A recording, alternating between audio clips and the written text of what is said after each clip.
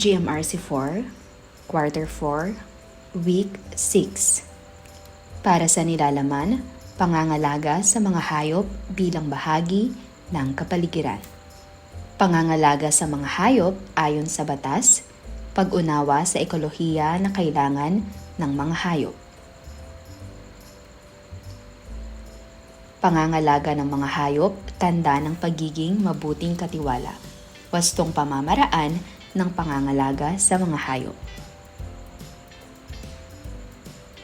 Para sa balik-aral, mga gawain ng katapatan sa pamayanan bilang indikasyon ng pananampalataya. Sagutin ang tanong at ibahagi ang tugon sa katabing kaklase. Magbigay ng mga konkretong halimbawa na ikaw ay matapat o honest sa isip, salita, at sa gawa.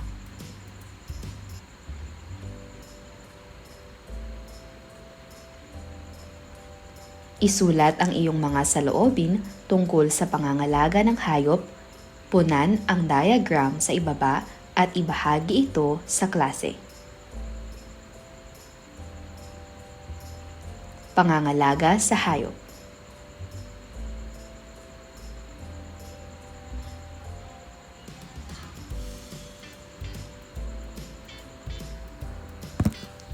Sagutin ang sumusunod na mga tanong. Mayroon ka bang karanasan sa pag-aalaga ng hayop? Ano ang mga ito? Sa palagay mo, tungkulin ba natin ang mag-alaga ng mga hayop? Ipaliwanag ang sagot. Ating talakayin ang pangangalaga sa mga hayop ayon sa batas. Ang pagpapakita ng tamang pag-aalaga sa mga hayop ay isang mahalagang aral na dapat ituro sa lahat, lalo na sa mga kabataan. Ang pagsunod sa mga prinsipyo ng Universal Declaration of Animal Rights ay magiging daan upang mas mapagtanto natin ang ating bahagi bilang responsableng katiwala ng kalikasan. Universal Declaration of Animal Rights, 15 October 1978, solemnly proclaimed in Paris on 15 October 1978 at the UNESCO Headquarters Preamble. Dahil lahat ng mga hayop ay may karapatan. Dahil sa kawalan ng paggalang at pagturing sa mga karapatan ng mga hayop na nagresulta at patuloy na nagreresulta sa mga krimen ng tao laban sa kalikasan at sa mga hayop. Dahil ang pagkilala ng species ng tao sa karapatan sa pag-iral ng iba pang mga species ng hayop ay ang pundasyon ng pakikipagkasundo ng mga species sa buong mundo ng mga hayop. Dahil sa genosidyo na isinagawa ng tao sa mga hayop at patuloy na banta ng genosidyo. Dahil ang paggalang sa mga hayop ay kaugnay ng paggalang ng tao sa mga kapwa-tao. Dahil mula sa pagkabata, dapat turuan ang tao na magmasid, umunawa, igalang at mahalin ang mga hayop. Kaya ito'y ipinahayag. Artikulo bilang 1, lahat ng mga hayop ay ipinanganak na may parehong karapatan sa buhay at ang parehong mga karapatan sa pag-iral. Artikulo 2, lahat ng mga hayop ay may karapatang igalang. Ang tao bilang isang species ng hayop ay hindi dapat mag-angkin sa kaniyang sarili ng karapatan na lipulin o mabigo ng di makatao ang iba pang mga hayop. Ang kaniyang tungkulin ay gamitin ang kaniyang kaalaman para sa kagalingan ng mga hayop. Lahat ng mga hayop ay may karapatan sa pansin, pag-aalaga at proteksyon ng tao. Artikulo 3, walang hayop ang dapat pagdausan ng masama o sumailalim sa mga malupit na gawain. Kung ang isang hayop ay kailangang patayin, ito ay dapat agad at walang pagdadalamhati. Artikulo 4. Lahat ng mga hayop sa kagubatan ay may karapatan sa kalayaan sa kanilang natural na kapaligiran, maging sa lupa, hangin o tubig, at dapat bigyan ng pagkakataon na magparami. Ang pagkawala ng kalayaan, kahit para sa layuning pang-edukasyon, ay isang paglabag sa karapatang ito. Artikulo 5. Ang mga hayop na mga species na tradisyonal na namumuhay sa isang kapaligiran ng tao ay may karapatang mabuhay at lumaki sa ritmo at sa mga kondisyon ng buhay at kalayaan na katangi-tangi sa kanilang species. Ang anumang pakikialam ng tao sa ritmong ito o sa mga kondisyon para sa layuning pakinabang ay isang paglabag sa karapatang ito. Artikulo 6. Lahat ng mga alagang hayop ay may karapatan na makumpleto ang kanilang natural na haba ng buhay. Ang pag-iwan sa isang hayop ay isang marahas at nakakababa.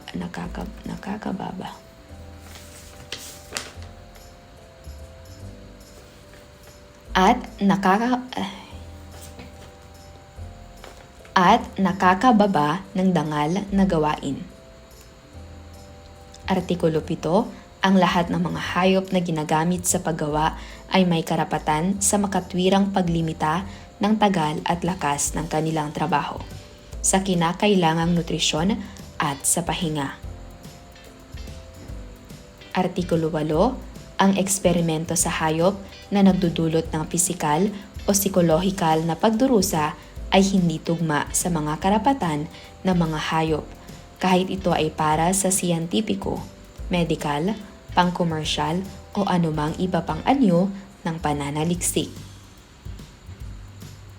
Dapat gamitin at paunlarin ang mga pamalit na pamamaraan.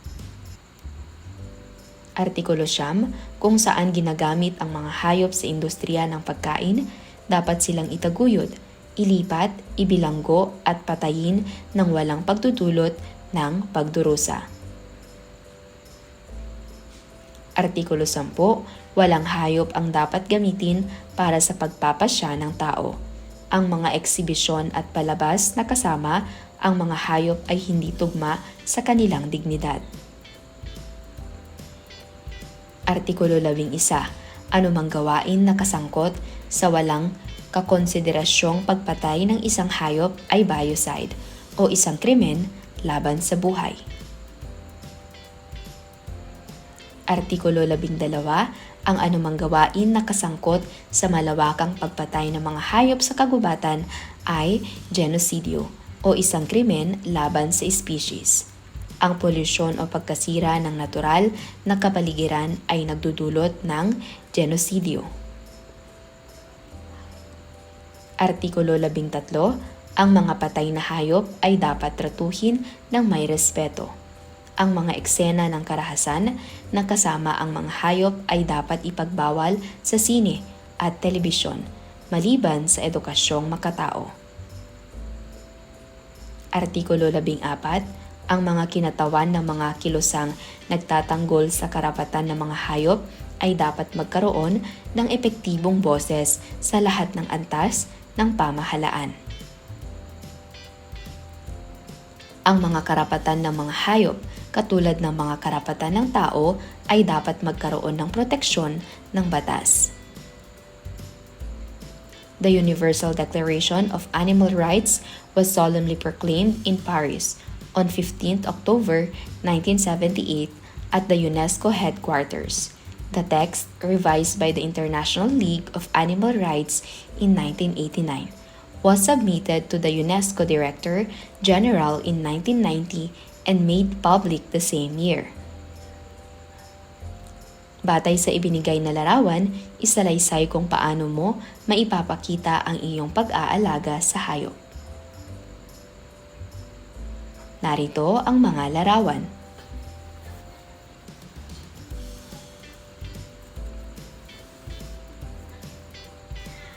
Sumunod na larawan.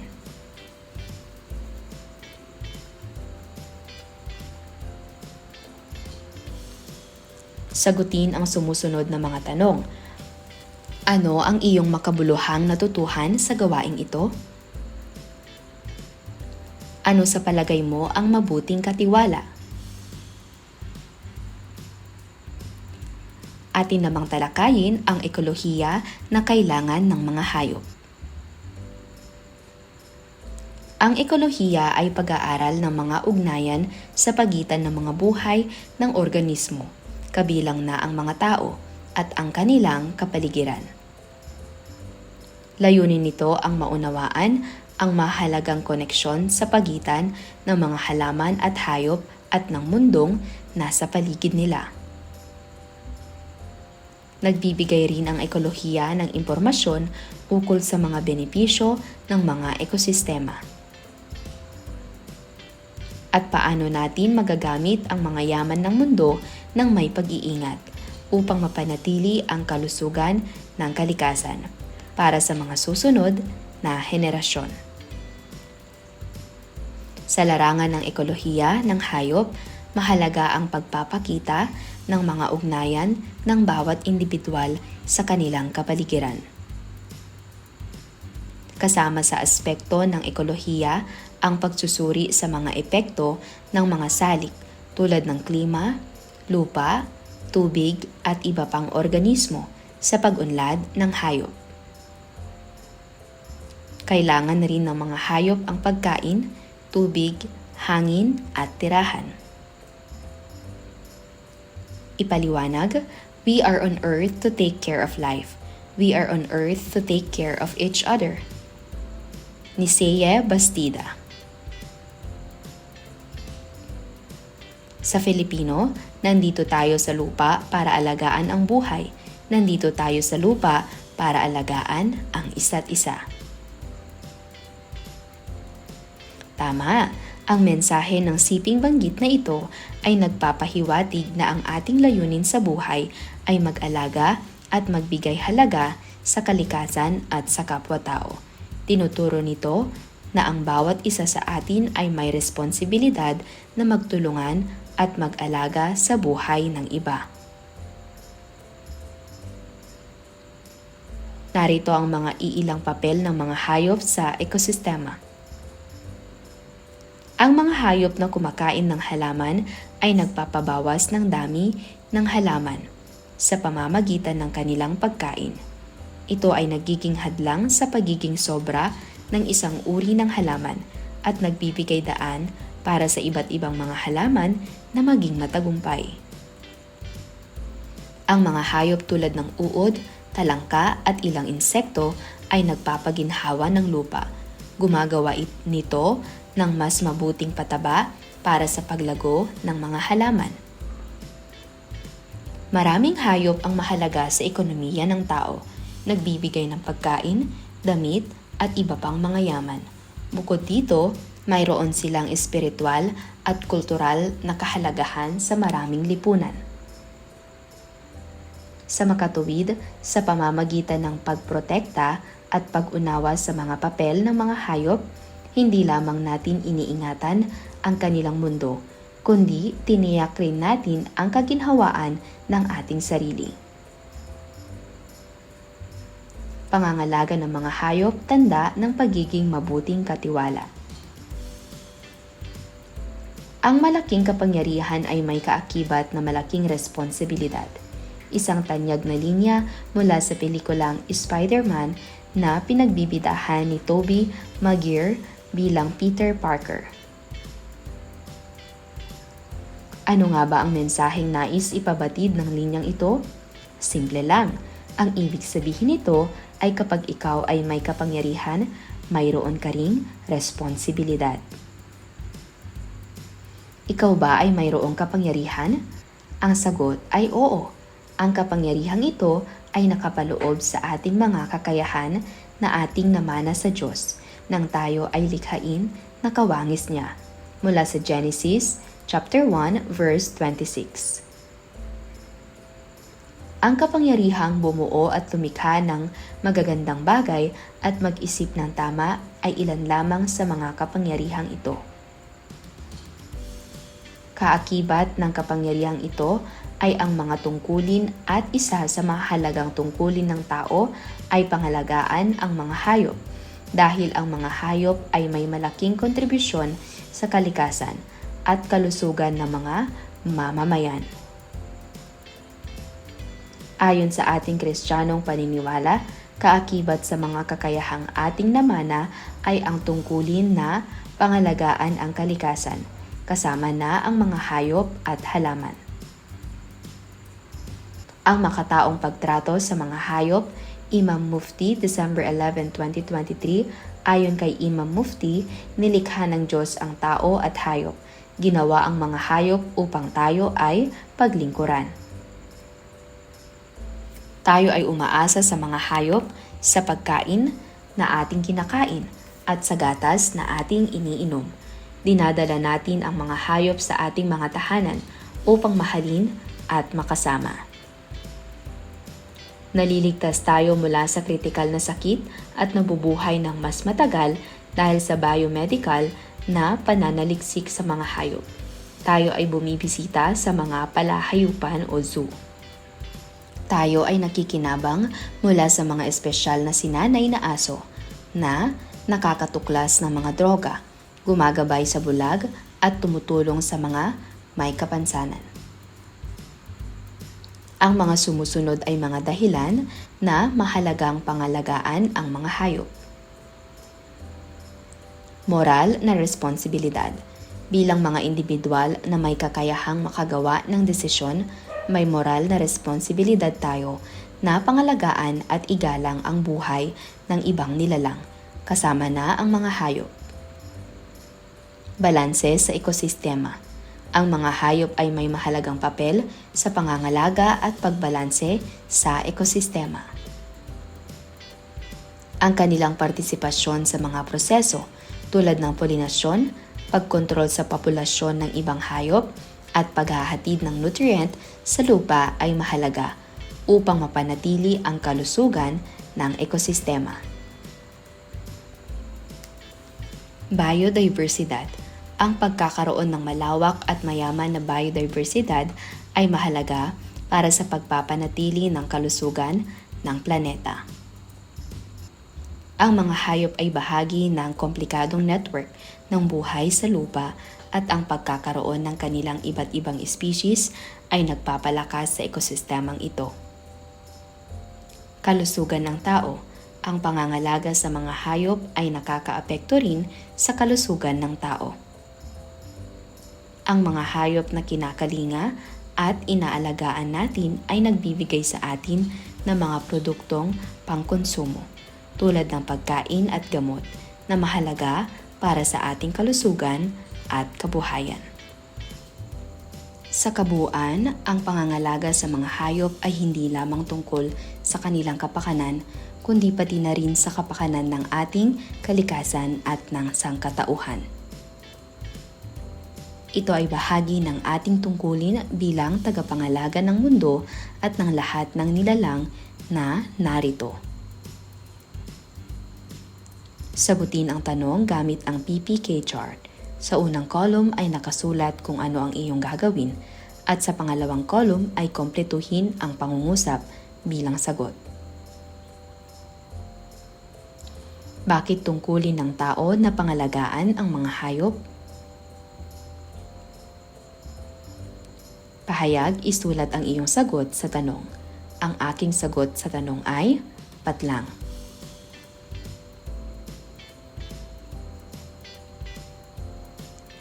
Patunay, magbigay ng mga patunay mula sa sanaysay na nagpapatibay ng iyong sagot o pahayag para makumbinsi ang iba na tama ang iyong punto. Ang mga patunay mula sa sanaysay na sumusuporta sa aking sagot o pahayag ay ang sumusunod.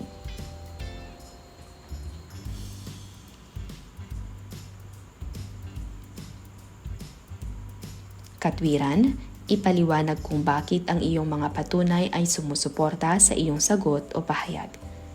Ang iyong paliwanag ay dapat batay sa tama at wastong impormasyon mula sa sanaysay.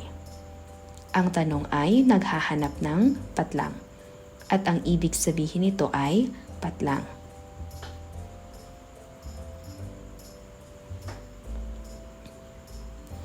Ang aking nabanggit na patunay ay naaayon sa kung ano ang hinahanap ng tanong dahil patlang. Kaya bilang sagot sa tanong, patlang. Atin namang talakayin ang wastong pamamaraan ng pangangalaga sa mga hayop. Paano mo inaalagaan ang iyong alagang hayop sa inyong tahanan? Mayroon ba silang malinis, maayos at wastong lugar o tirahan? Narito ang mga wastong paraan ng pangangalaga sa mga hayop. Pagsasagawa ng maayos na pangangalaga sa mga hayop. Sa pag-aalaga ng mga hayop sa tahanan, mainam na ikaw ay mayroong sapat na kaalaman. Ito ay makatutulong upang maging malusog ang iyong alagang hayop. Ito rin ay makapagbibigay ng maaliwalas at ligtas na kapaligiran. Mga salik sa pag-aalaga ng hayop. Mahalagang mayroong sapat at masustansyang pagkain. Mayroong malinis, nakaangat sa lupa at maluwag na bahay o kulungan. Dapat mayroong sapat at malinis na tubig. Mayroong matibay na tirahan o kulungan. Mayroong malinis na kapaligiran. Kung kinakailangan ay dapat mayroong bitamina upang lumaking malusog at makapagbigay ng maayos na produkto.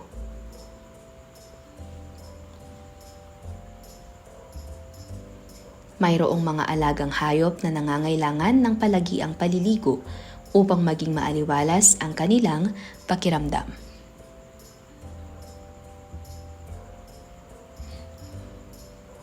Mayroong mga hayop na nangangailangan ng bakuna. Pagbibigay ng wastong lugar o tirahan. Ang mga halagang hayop ay kailangan na nakalagay sa wastong lugar o tirahan upang sila ay maging ligtas sa anumang sakuna. Ang kulungan ay dapat nakaangat sa lupa. Kinakailangang mayroong sapat na tubig upang mayroong magamit na panlinis sa kulungan. Mainam na ang kulungan ay nasisikatan ng araw upang ang inyong alaga ay makakuha ng nutrisyon mula dito.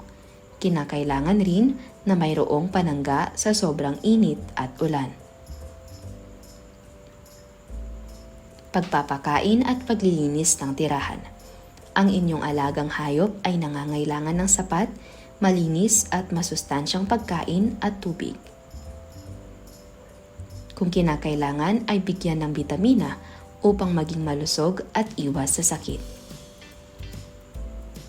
Maaari ding kumonsulta sa veterinaryo kung may karamdaman ang alagang hayop. Pakainin ang inyong alagang hayop araw-araw.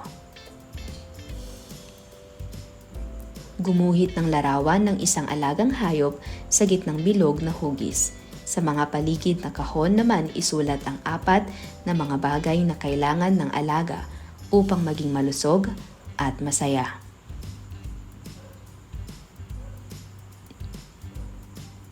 Ilagay sa gitna ang imahe ng alagang hayop. Ano-ano ang mga kailangan ng alaga mong hayop? Magbigay ng 4.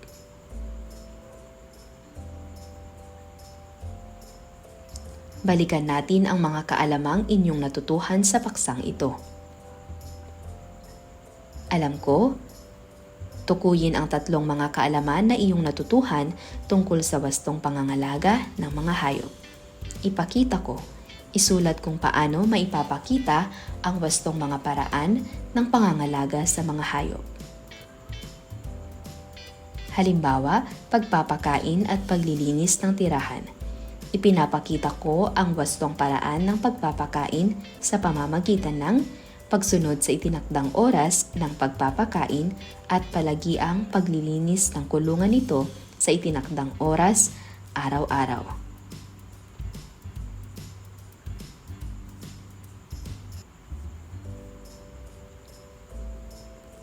Para sa inyong pagsusulit, gawin kung ano ang hinihiling sa iyo. Magbigay ng 3 mga paraan ng pangangalaga ng mga hayop.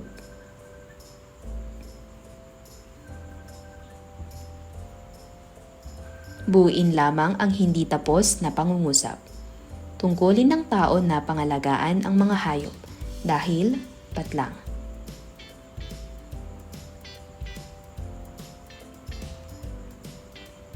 Paano mo isasakilos ang mga paraan ng pangangalaga sa mga hayop?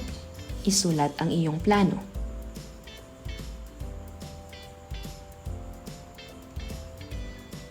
Narito ang maaaring maging kasagutan. Sa unang bilang, pagbibigay ng sapat na pagkain at tubig sa mga hayop. Pagbibigay ng malinis at komportableng tirahan o kulungan. Pagpapakita ng pagmamahal at malasakit sa mga hayop upang hindi nila maranasan ang kalupitan. Pangalawa, sila ay may karapatan ding mabuhay at maramdaman ang pagmamahal at pangangalaga. Sila ay bahagi ng kalikasan na may mahalagang papel sa ating ekosistema.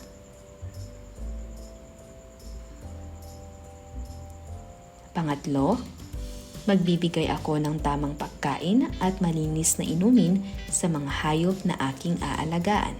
Sumunod, sisiguruhin ko na may sapat na espasyo at ligtas na tirahan sila upang hindi sila magdusa.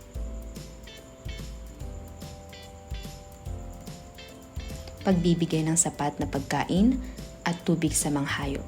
Pagbibigay ng malinis at komportableng tirahan o kulungan.